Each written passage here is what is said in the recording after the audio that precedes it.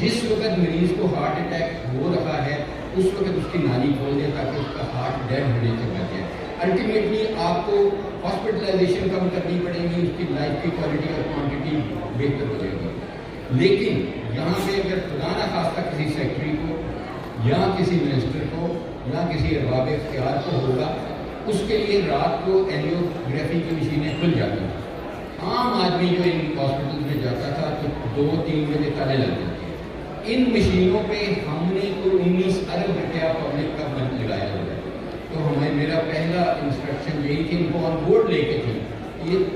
یہ مشینیں 24 گھنٹے ہر منٹ عید بقرعید کو بھی کھلی رہتی ہیں.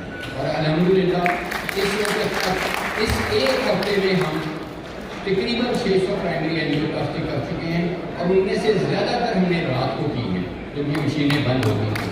تو یہ بہت ضروری تھا. میں آپ کو اس لیے کہہ رہا ہوں, اگر آپ مریض آپ کو کنسلٹ کرتے ہیں اور آپ اس کو بھیجتے ہی لیٹ ہے, اس کی ونڈو ہے, دیکھیں اس کو 24 گھنٹے اور ہارٹ اٹیک میں کرنا ہوتا ہے. 24 گھنٹے کے بعد اٹ از ناٹ انڈیکیٹڈ. اس ٹائم ونڈو میں جلد سے جتنی جلد آئے گا اتنی ہی اس کی آؤٹ کم بہتر ہوگا. ہم نے یہ کرنا تھا کہ ڈور ٹو نیڈڈ ٹائم ہم نے کم کرنا.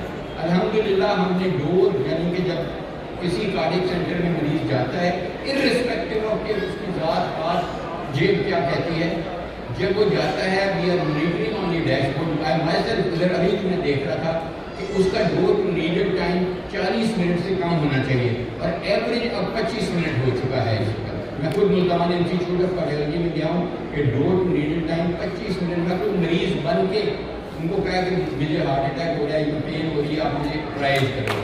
تو اس میں میری ان کو انسٹرکشن یہی تھی کہ پراپرٹی کرے, ای سی جی کرے, ایس ٹی ایلیویشن ہے, نان ایس ٹی ہے, فوری طور پہ ان کو اینجیوگرافی.